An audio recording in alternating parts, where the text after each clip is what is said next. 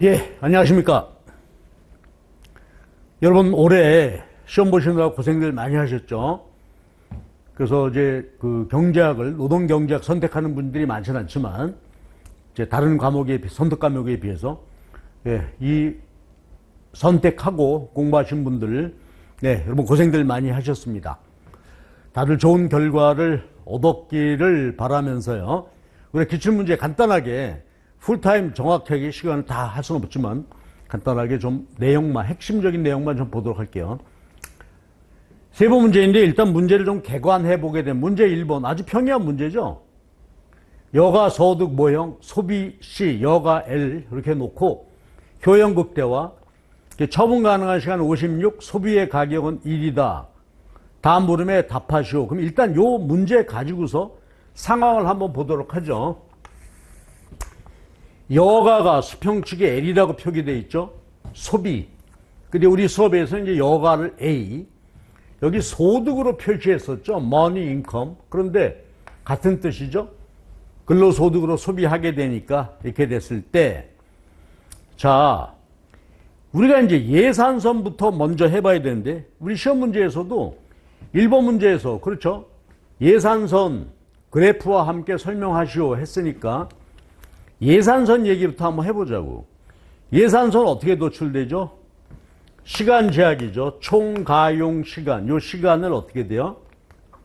여가로 소비하고 근로. 근로한다는 것을 이제 LS라고 표기해 볼게. 주어진 시간을 여가로 소비하거나 일하든가 그랬을 때 소득 제약이죠. 소득, 그 소득으로 소비하니까 여기서는 소비 제약식이 되겠죠. 그럼 어떻게 되죠? 시간당 임금에다가 근로시간 곱하는 거죠. 그런데 근로시간 어떻게 구해요? 총 가용시간에서 여가 소비시간 뺐죠. 식을 정리해보면 임금 곱하기 총 가용시간 빼기 L 이렇게 되죠. 그럼 이제 요게 소비 제약 소득 제약 절편이 그렇죠?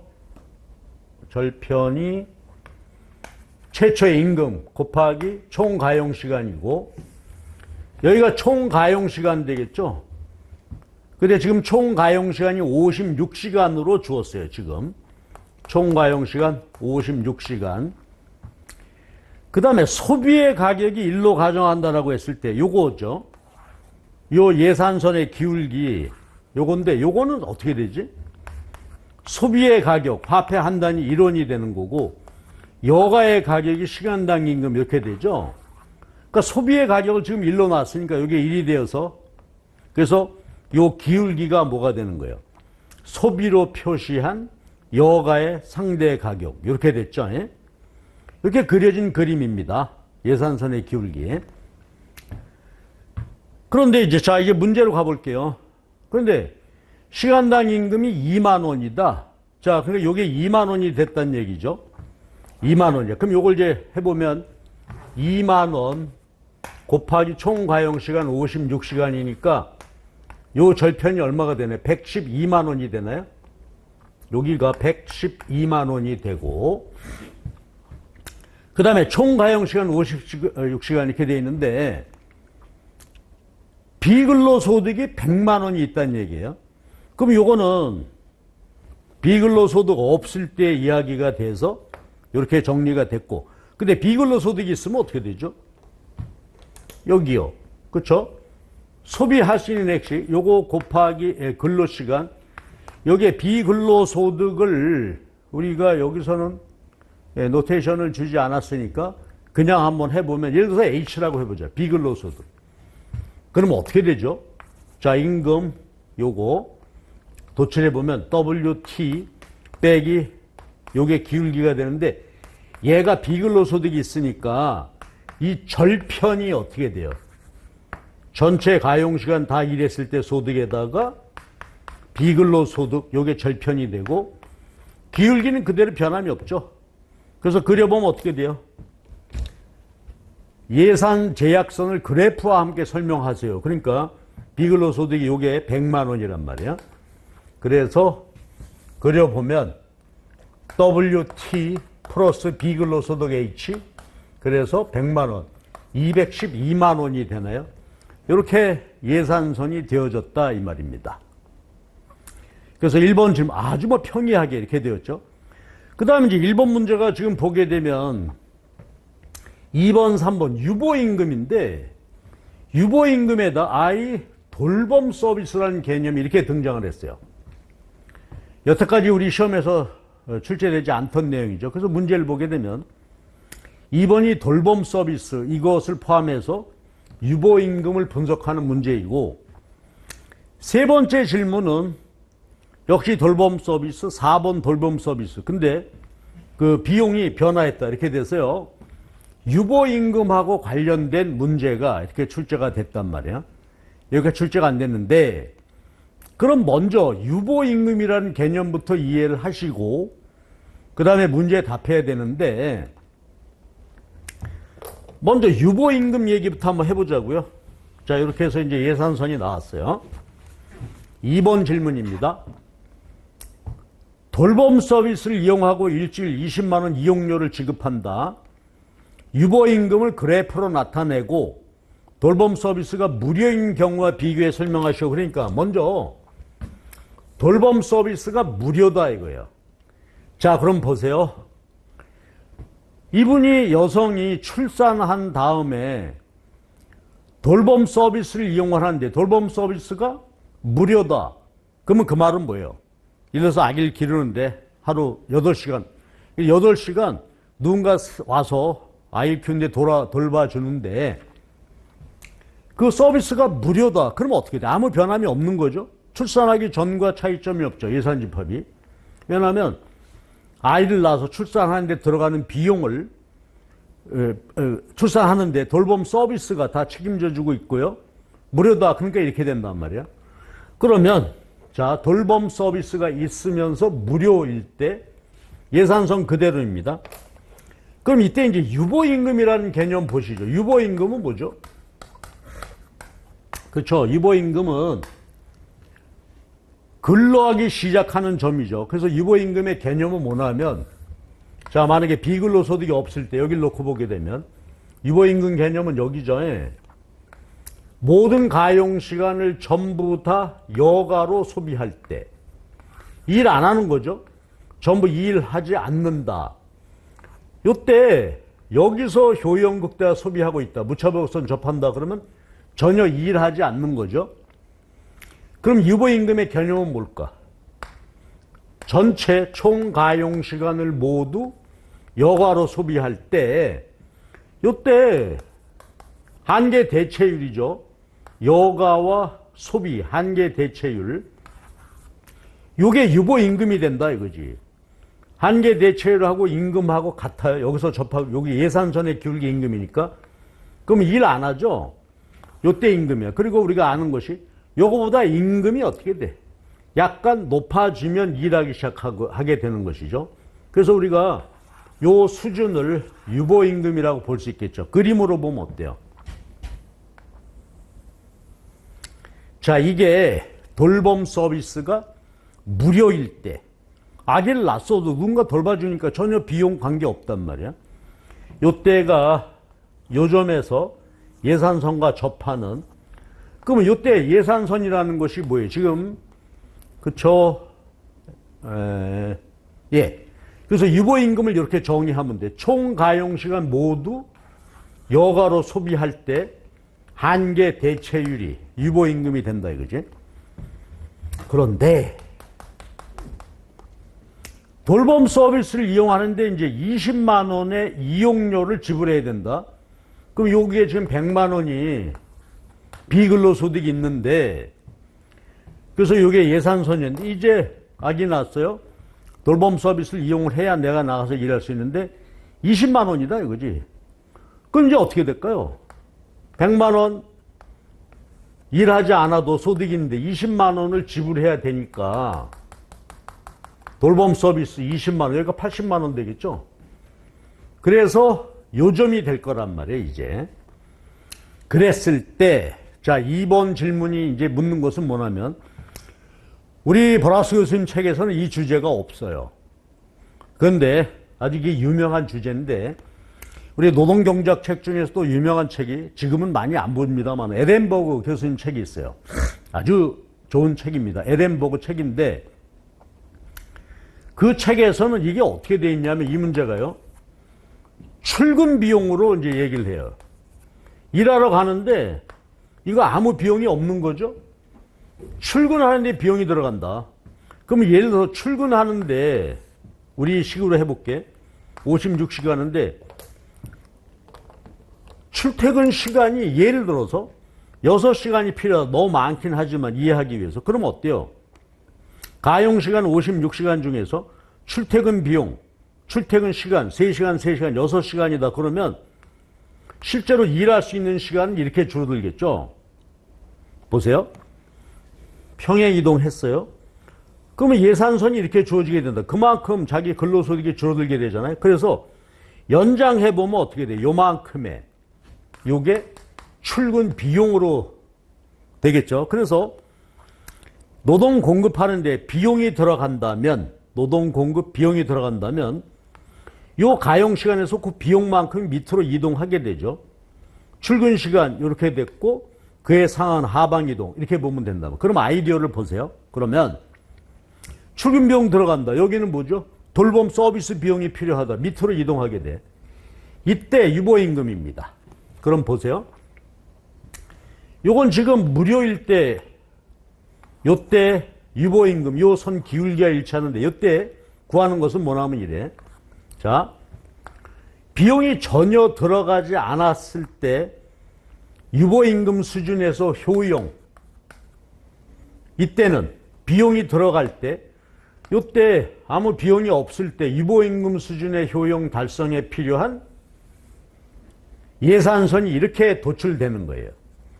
그럼 요거 이제 그 에덴버그 모형에서 이렇게 이제 분석하는 것인데 그러니까 이때 이제 분석 보면 이렇게 되는 거지. 그래서 무슨 얘기냐 하면 출퇴근 비용이 들지 않을 때, 즉 근로에 비용이 들지 않았을 때 유보임금인데 비용이 들어가게 되면 그만큼 어떻게 돼요? 그렇죠? 여기서는 100만 원에서 80만 원 줄게 되고 요점이 뭐예요? 일하지 않는 점이잖아요. 모든 가용시간 전부 놀 때 요점에서 기울기 요게 유보임금이 된다. 이런 개념이에요. 그러면 요때 비해서 유보임금이 어떻게 됐어요? 출퇴근 비용이 있을 때 유보임금 수준이 더 높아지게 된다. 그럼 여기서 A의 유보임금을 그래프로 나타내라. 그러면 유보임금이 요거 되겠죠. 파란 선의 기울기 요게 유보임금이 된다. 그럼 요때 기울기 요것에 비해서 유보임금이 더 높아지게 된 것이죠. 의미를 보면 간단해요. 뭐나 하면 근로 비용이 전혀 들어가지 않을 때 유보임금이야. 근데 근로하는데 비용이 더 들어간대. 그러면 어떻게 돼? 그죠? 더 임금 수준이 높아지겠죠. 비용 들어가는데 굳이 비용 감수하면서 할 필요가 없단 말이에요. 그래서 자, 개념 한번 봐주세요. 일하는데 비용이 들어간다. 출근 비용 들어간다. 여기는 돌봄 서비스 비용이 들어간다. 그럼 요만큼 그쵸? 소득이 줄게 되는 것이죠. 그리고 일하지 않는 요점에서 요 비용이 들어가지 않았을 때 효용 달성에 이 효용과 동일한 효용을 달성하기 위해서 요 기울기가 유보임금이 되니까 돌봄 서비스에 비용이 들어간다고 하게 되면 유보임금이 높아지게 된다. 이렇게 되는 것입니다. 그러니까 이거는 에덴버그 모형이나 여기 공부가 되어 있지 않으면 답할 수 없는 그런 문제예요. 근데 여러분 너무 속상하지 않아도 돼요. 그렇죠? 여기서 이제 우리가 아이디어를 좀 써놓으면 되고. 근데 1번하고 3번 문제는 그대로 풀 수 있는 거거든요. 그러니까 여태까지 기출문제 다뤄지지 않고 그런 문제가 나왔다 하더라도 너무 속상해하지 말고 문제 안에서 열심히 접근해서 푸시면 된다 이 말이에요. 자, 유보임금, 그러니까 노동 공급에 비용이 들어갈 때 에덴버그 모형에서는 요거 출근 비용이라고 했다. 이런 개념이다. 그래서요, 요때 기울기, 유보임금이 이거보다 높아졌다. 높아지게 된다. 이렇게 보시면 되겠고. 자, 이제 3번 갑시다.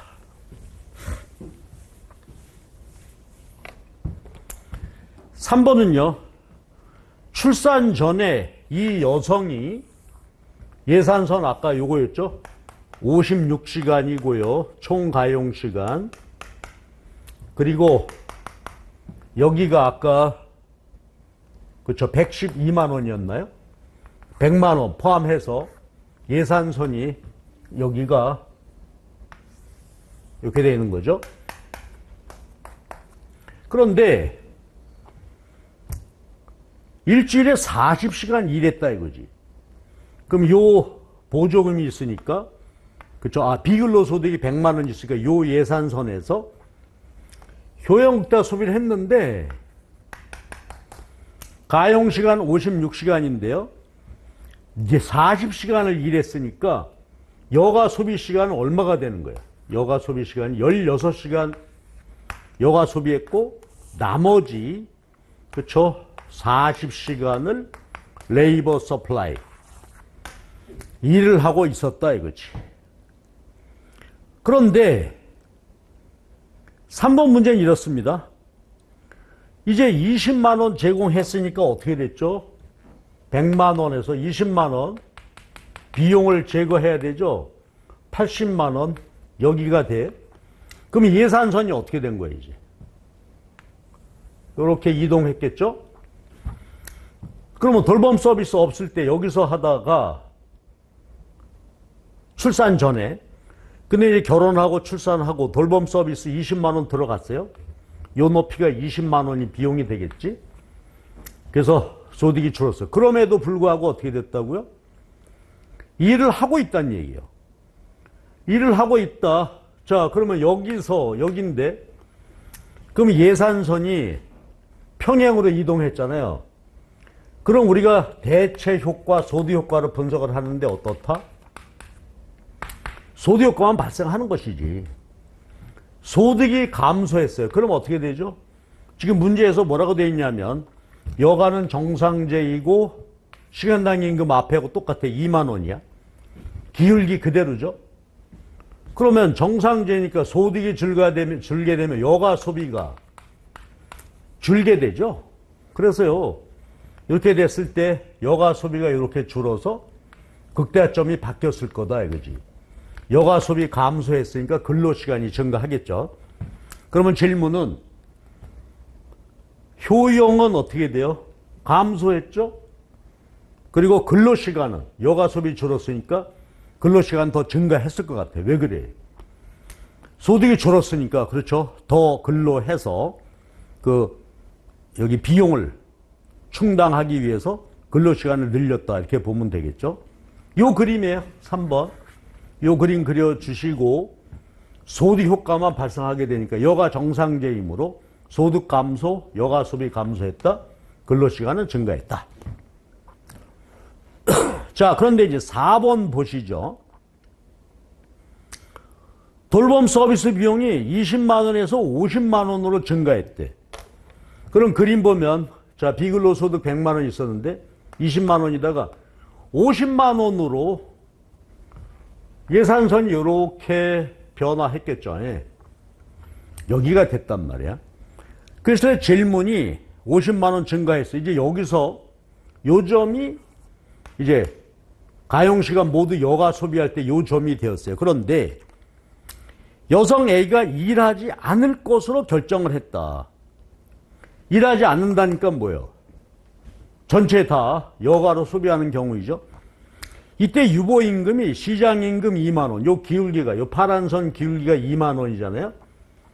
이때 유보임금이 시장임금 2만 원보다 크다는 것을 그림으로 보여주라. 그러면 이게 아까 했던 그런 얘기가 되어지겠죠. 만약에 아무 상황이 없이 출산 전에 여기다 그냥 비근로소득 100만 원 있고 이때 유보임금 이렇게 답을 하면 될 것 같아요. 이렇게 돼 있었죠. 그런데 이제 돌봄 비용이 50만 원 들어왔고 그 일하지 않았다. 여기죠.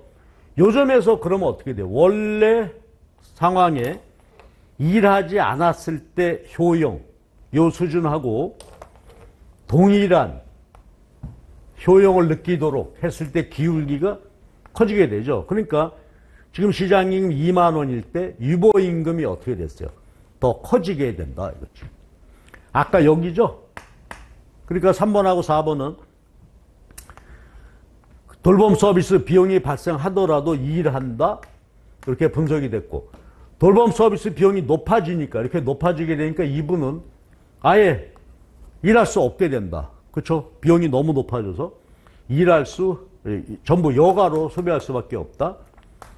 이때는 여가 소비 줄이고 일을 좀 더 해서 비용을 충당할 수 있는 그런 상황이지만, 이제 완전 일할 수 없게 되니까 요점을 기준으로, 그렇죠? 분석해서 유보임금이 요거보다 높아지게 되었다. 아까 2번에서 했던 개념 이대로 정리하시면 되겠어요. 그래서요, 4번 같은 경우, 또 여기서는 지금 비근로소득이 100만 원인데, 요게 비근로소득 100만 원을 전제로 하고 2번과 4번을 문제 풀어야 되는지 명확하진 않지만, 저는 여기서 어떻게 돼요?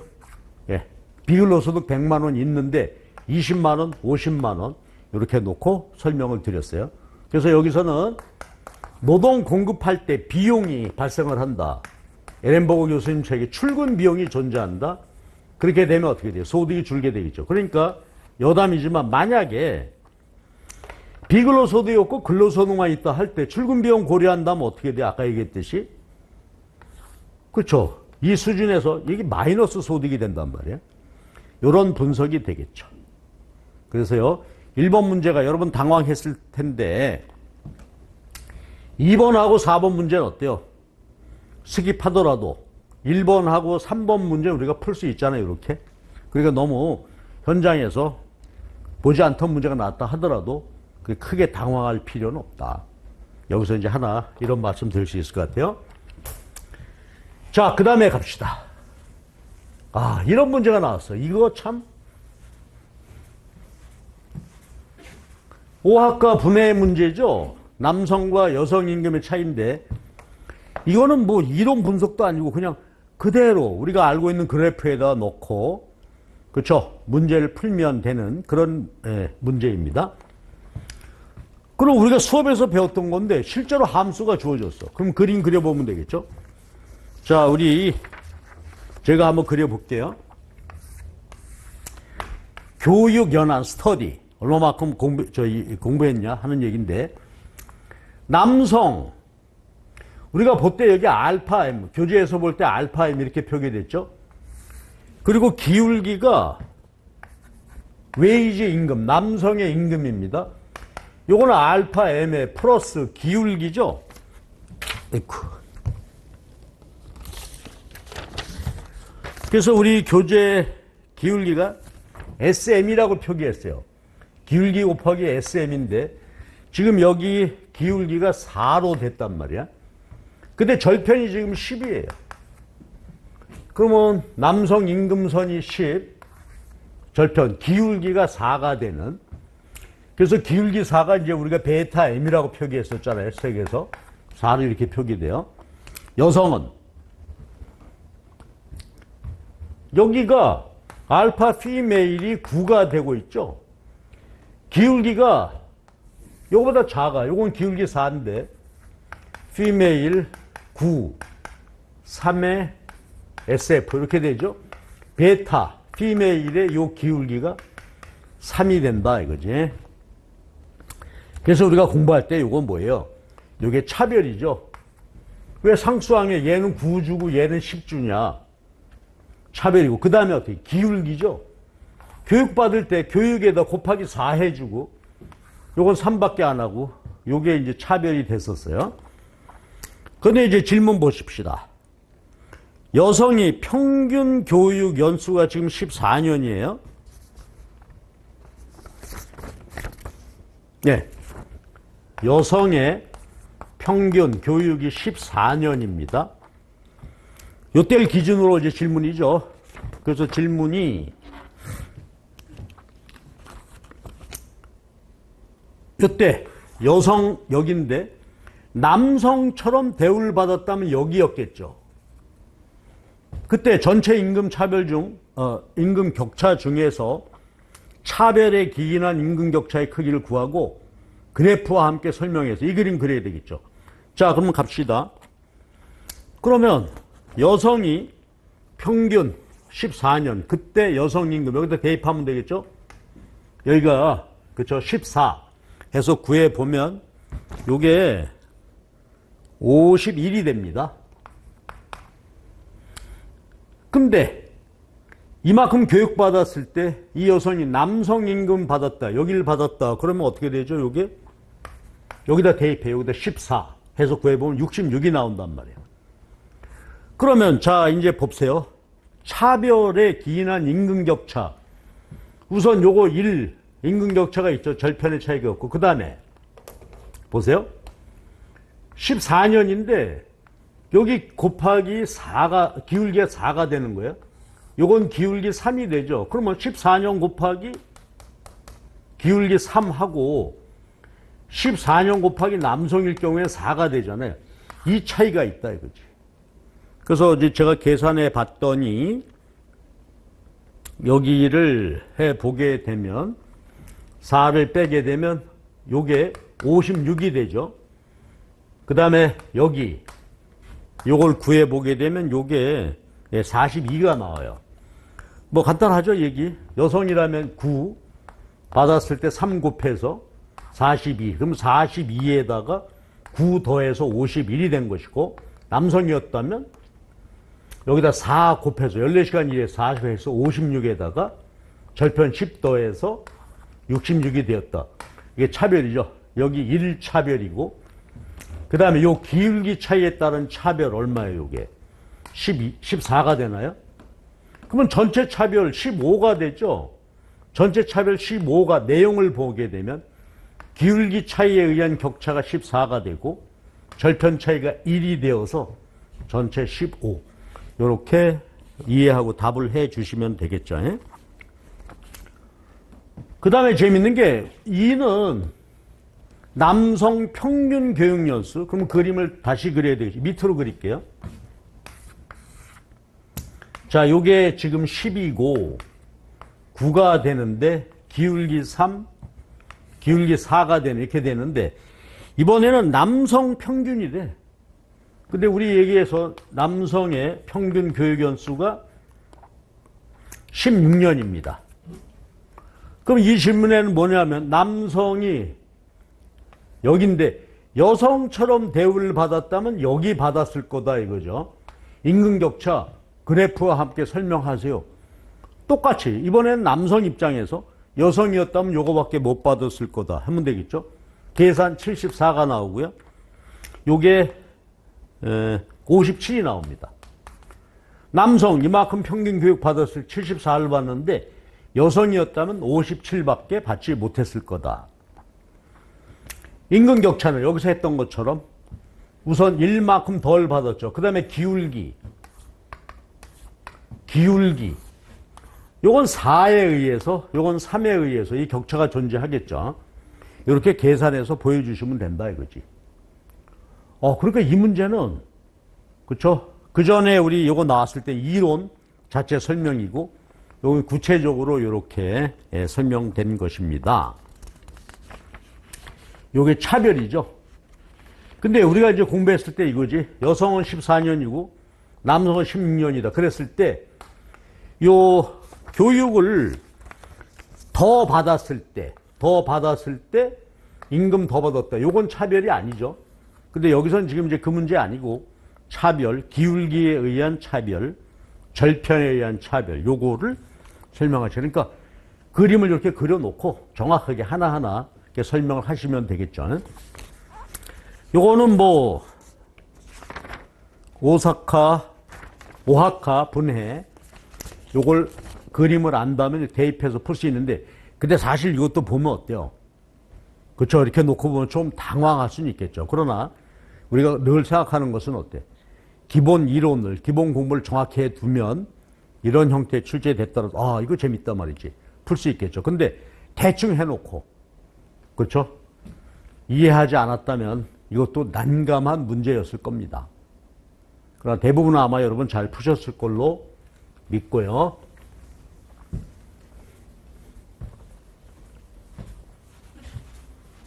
자, 그 다음에 이제 3번 문제인데, 3번 문제는 아주 지극히 진짜 평이한 문제가 출제가 됐죠, 이렇게.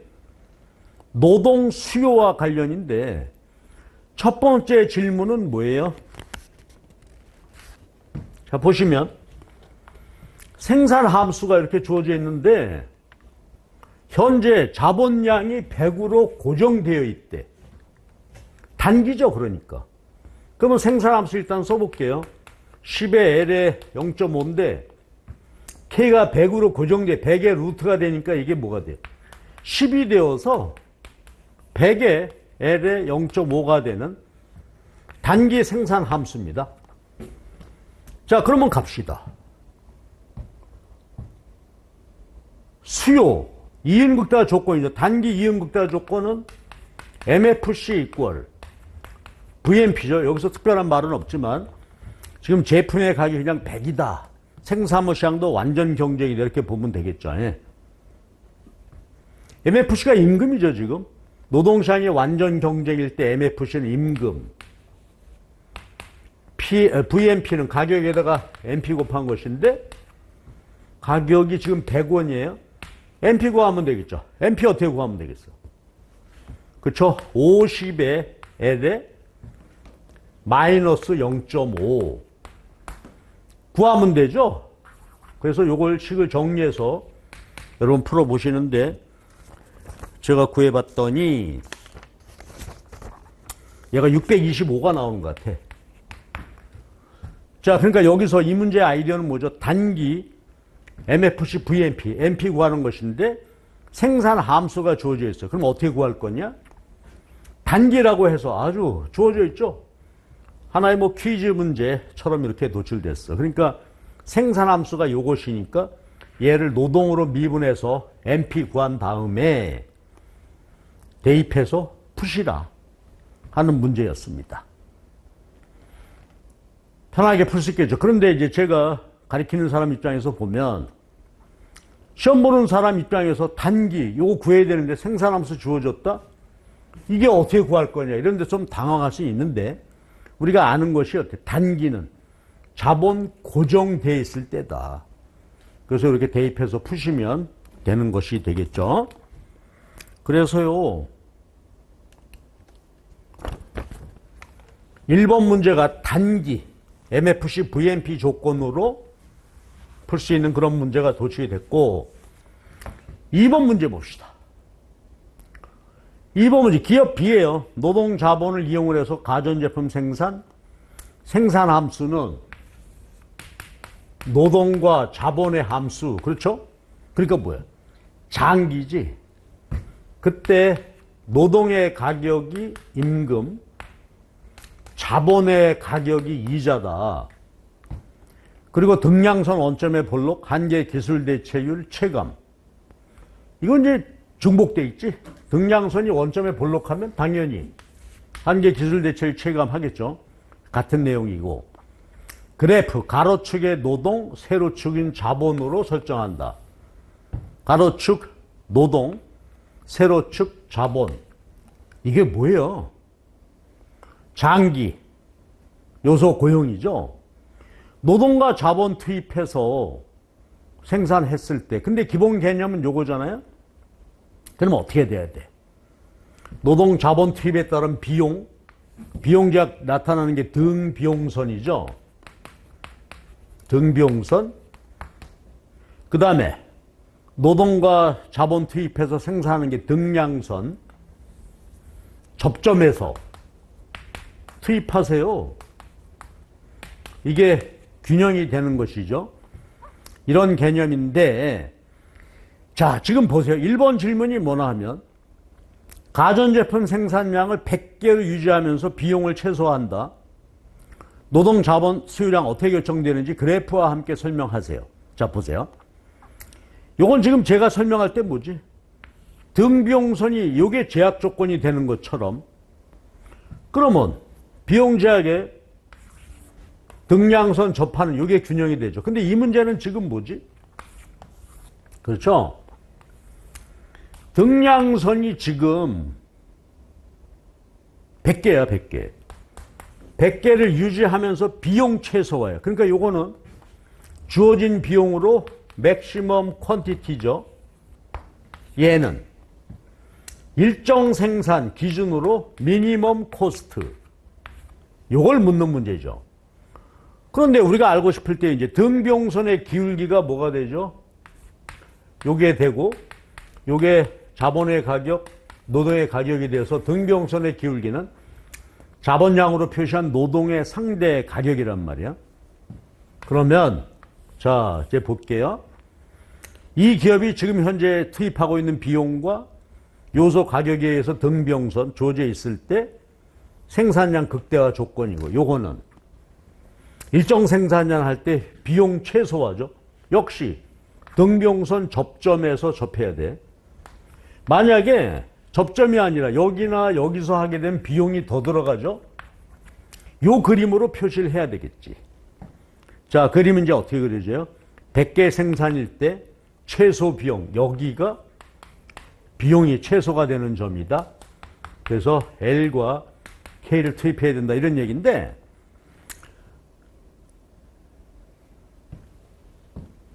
네, 그런데 노동자본의 수요량, 노동자본 고용량이죠. 어떻게 결정되는지 설명해라. 그러면 이거나 마찬가지지.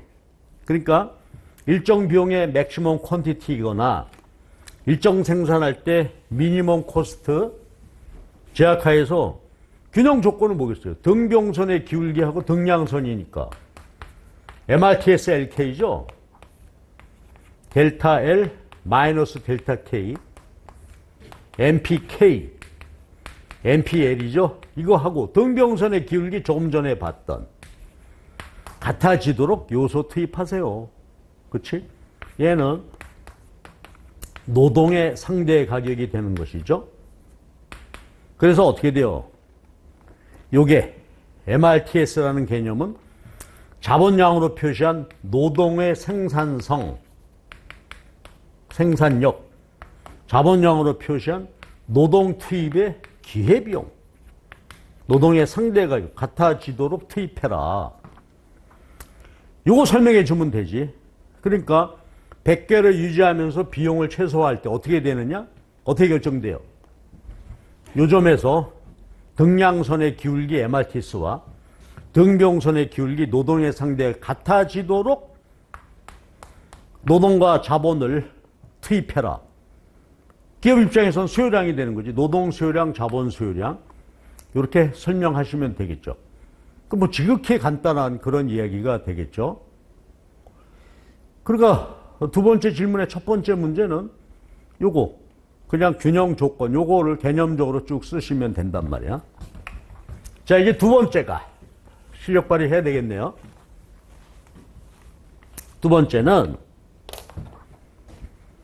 임금은 그대로인데 기술 발전 자본의 가격이 하락했다. 이자리 내렸다는 얘기죠. 그랬을 때 자본 노동 수요량, 고용량이 어떻게 변화할까? 그런데 이 분석에서 우리가 알고 있는 게 뭐죠? 노동과 자본이 조대체 요소일 수도 있고 조보완 요소일 수 있죠. 설명해봐라. 그리고 자본재 가격 하락으로 생산량은 150개로 증가했다. 자, 갈게요. 최초 노동과 자본 투입해서 생산하려고 하는데 100개 생산했다. 100개. 이때 등병선 접점 여기서 이렇게 투입했다 이거죠. 예. 그럼 아까 얘기했던 대로 이 등병선의 기울기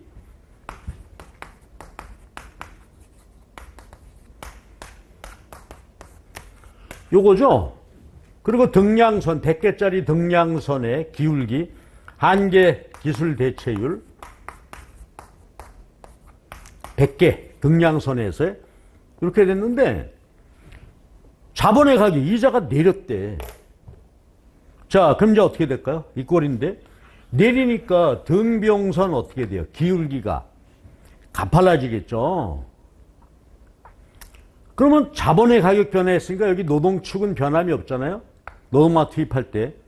그리고 어떻게 돼? 내려서 얘가 등병선의 기울기가 가팔라졌죠. 그래서 어떻게 됐다고? 생산량이 자본재 가격해서 생산량이 150개로 증가했다 이거예요.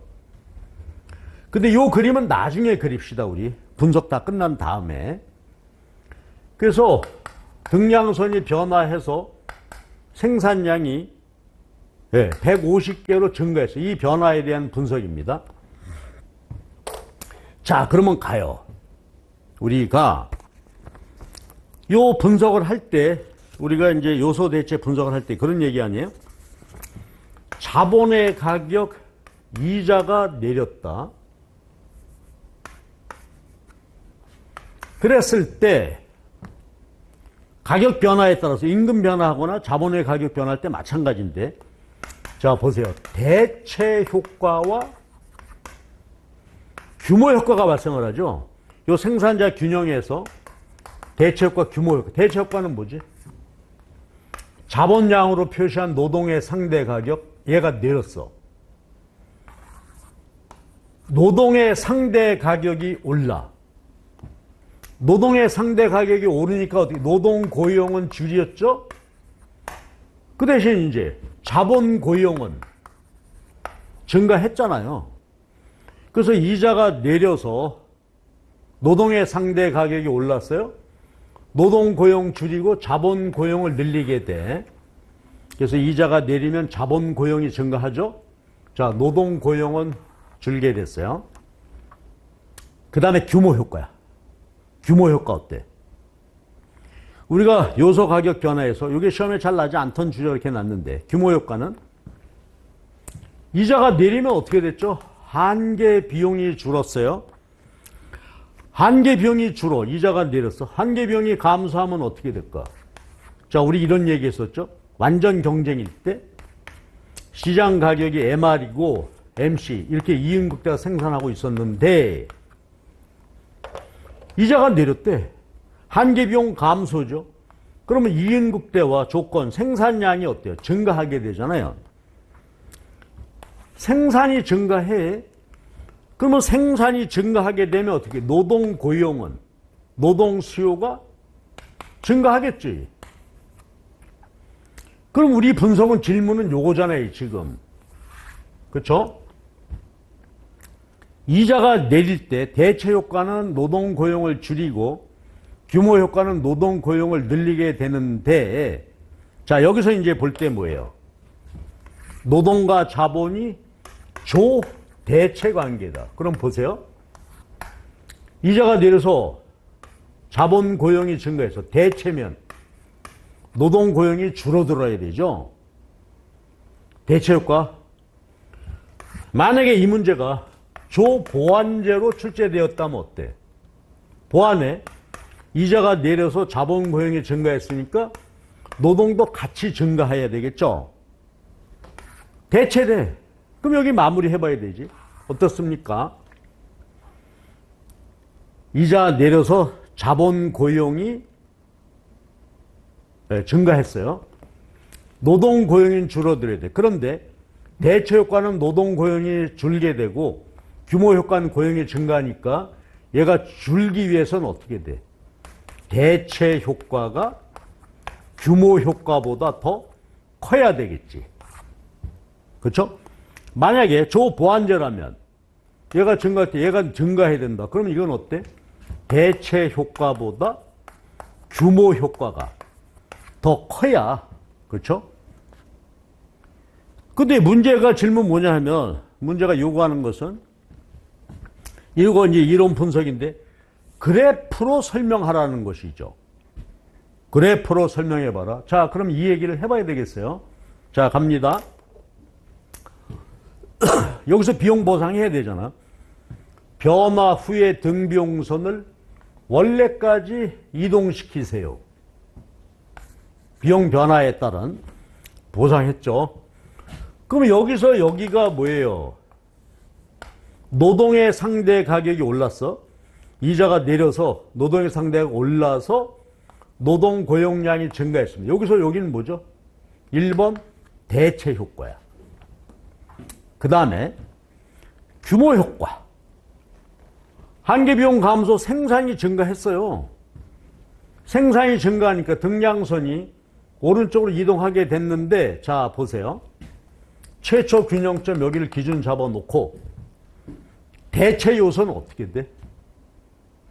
자본고용 증가하고 노동고용량은 줄어들어야 돼. 그러니까 최초 이 균형에 비해서 노동고용은 줄어들어야 되니까 균형점이 어디요? 여기가 되겠지. 1번 대체효과, 2번 규모효과인데 어때? 대체효과 규모효과보다 커. 그래서 원래에 비하여 노동량이 줄게 되었죠. 이렇게 그림 그려야 한다 이거지. 어때요? 정확히 그리셨습니까? 요게 조대체 관계일 때 얘기야. 근데 만약에 말이요, 시험 문제가 노동과 자본이 보완관계다. 그러면 어떻게 됐을까? 노동 투입이 증가해야 돼.